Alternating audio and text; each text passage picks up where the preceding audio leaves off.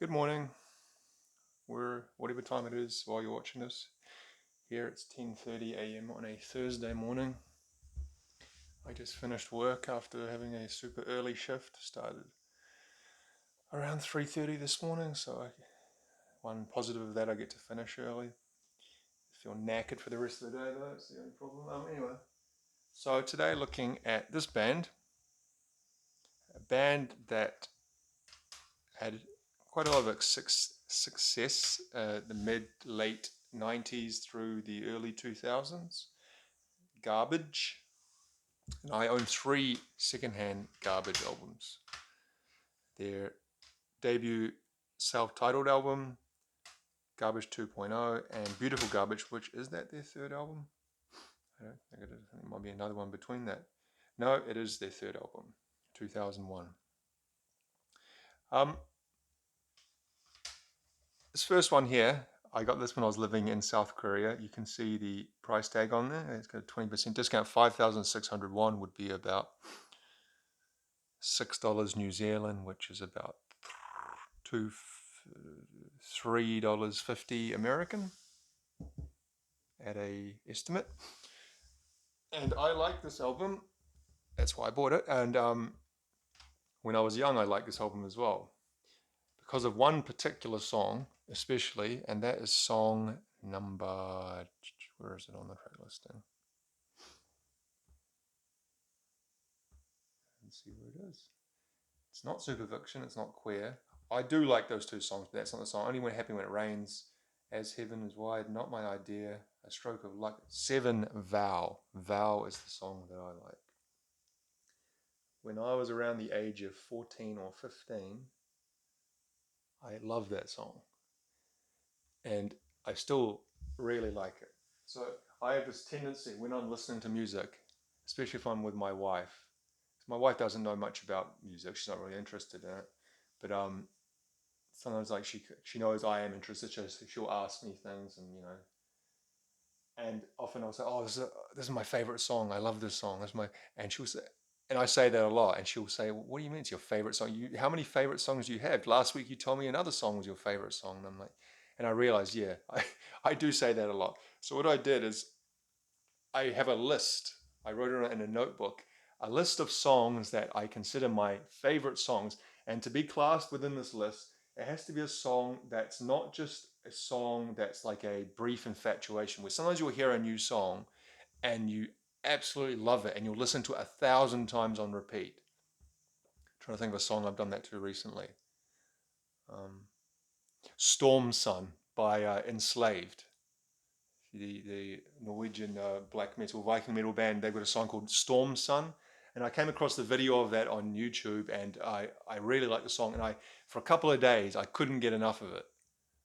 And I just listened. And now if I hear it, I don't dislike it, but I kind of like, oh yeah, it's all right. And it's kind of just in a group of songs I like, but it would never be in the favorite song category. Favorite song category is a song that I've heard a million times, but I still absolutely love it, and it kind of gives some sort of emotional response of joy or whatever else it might provoke. Anyway, Vow by Garbage is one of those songs that would be on my list of favorite songs of all time.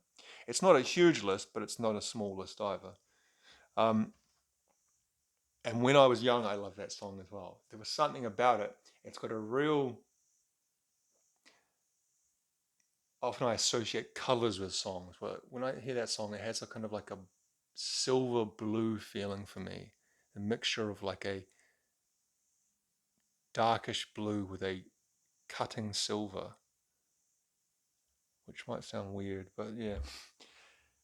Um, but overall, this is a good album. So in the band, you got Shirley Manson, the vocalist, Scottish female. Butch Vig is the drummer, famously record producer for Nirvana and Nevermind. He also did, I think, Gish um, by the Smashing Pumpkins. He's done a few Foo Fighters records since then. And who else? He uh, he did a few of those other '90s ones. What was the one? He kind of got a got a kind of a reputation for those kind of early 90 grunge-ish bands. Tad, I think he did a Tad album. Here we go. Sorry, I'm just looking at a list here. Here we go. Yes, Tad, Eight Way Santa, Sonic Youth, L7, Urge Overkill, Helmet. Oh, of course, Helmet, Betty. That's right. Um, oh, he did the AFI album, Sing the Sorrow. Didn't know that. Soul Asylum. He also did Siamese Dream. Didn't I thought he just did Gish. Okay, well there you go. Um, Green Day, Muse, Silver Sun Pickups. Yeah, so that's interesting, isn't it? Silver Sun Pickups were kind of branded as a Smashing Pumpkins ripoff, or at least that's what I heard. And it's interesting that they chose Butch Vig to be their record producer, but they did it in their later career because it's 2019, 2022. It wasn't their early stuff. Interesting. Anyway, yes, he's the drummer, and then you have was it Duke Erickson on the bass and Steve Marker? I think Duke Erickson and Steve Marker. I might have that around the wrong way.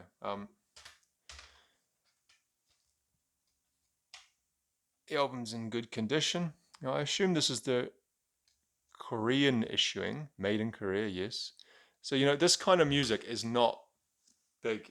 Western music in general, there are, Western pop stars, big Western pop stars, generally will have an audience in Korea. And when I was living in Korea, I went to some big concerts. I saw Foo Fighters live there, and they played a reasonably big place, not huge. I saw Ozzy Osbourne and the Deftones, and they played again. Ozzy Osbourne played at the Olympic Stadium, but it wasn't full, and that was part of a festival. And I saw Metallica and Muse. They played another festival. Metallica got a pretty huge crowd. Metallica can get a huge crowd anyway, can't they? But you're kind of run of the mill mid-level band, like a Garbage, for example. The average person in Korea wouldn't have known them in their heyday in the 90s, and don't know them now. And so when you go in the secondhand shops there, you're finding things that probably didn't sell a whole lot. K-pop is so. Well, I shouldn't even just say K-pop. Korean music, South Korea is quite a closed loop of culture. As in, and that's not a negative thing. Why wouldn't it be? They consume a lot of their own, music, movies, TV shows, and so forth. And of course, Western movies also do, but all the Hollywood blockbusters usually do good numbers in Korea as well. And like I said, certain pop acts would do well in Korea as well, but maybe not to the extent of other countries. Like I'd say Japan. Japan gets a lot more Western touring bands, American touring bands than Korea does, because there's more market in Japan for them. Anyway, my point is that it's always a little bit surprising finding these things in Korea, because you think, well, they probably didn't sell a lot to begin with. There's a Korean write-up there. Alto naughty boy. What does that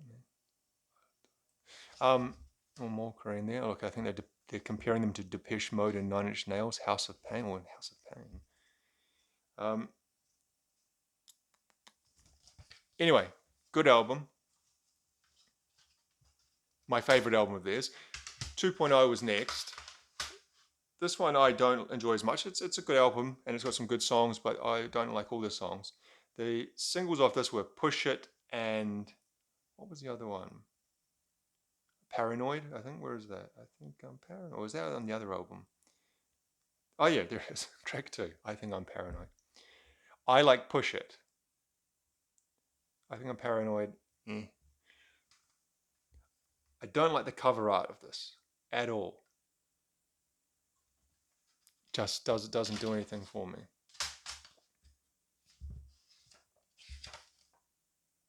She's wearing the jacket. See, in the late 90s, early 2000s, there was this fashion fad of using certain materials in clothing, shiny, sparkly stuff and like that. Almost like bubble wrap.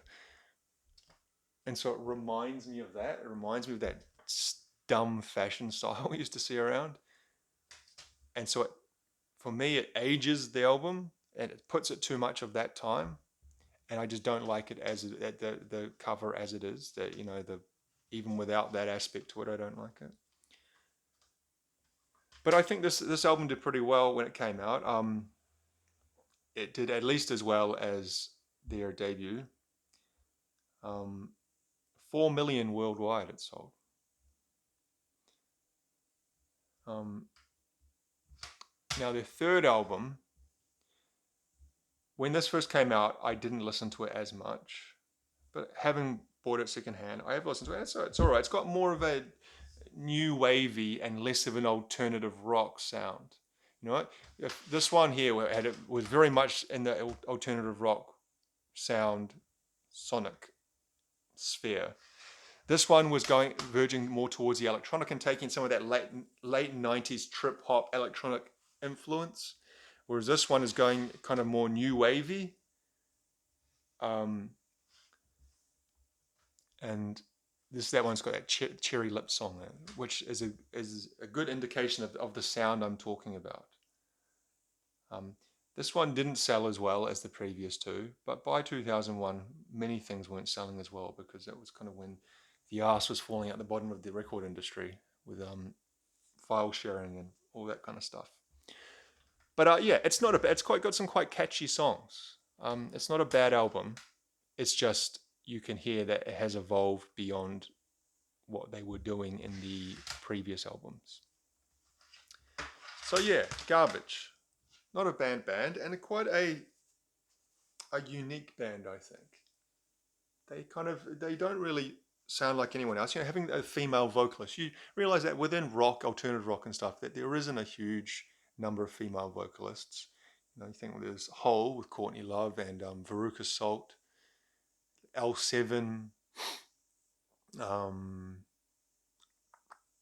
guess Kim Gordon sometimes sings in Sonic Youth.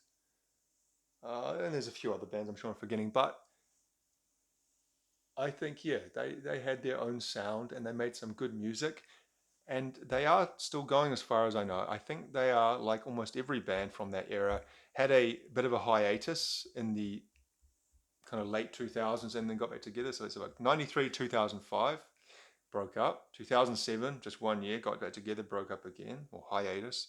Then 2010 to present. But I think within that last 10 years, they haven't done a huge amount. I think they tour from time to time, but not a huge amount. I don't see. They're certainly not down here. They're not touring a lot, and they might have released a couple of albums. So they released after Beautiful Garbage, they had Bleed Like Me. Then 7 years later, they had Not Your Kind of People. Then 2016, Strange Little Birds, and then 2021, No Gods, No Masters. Anyway, not a bad band. Some quality songs, and I think their debut album is pretty great. So yeah, recommend that one. See you later.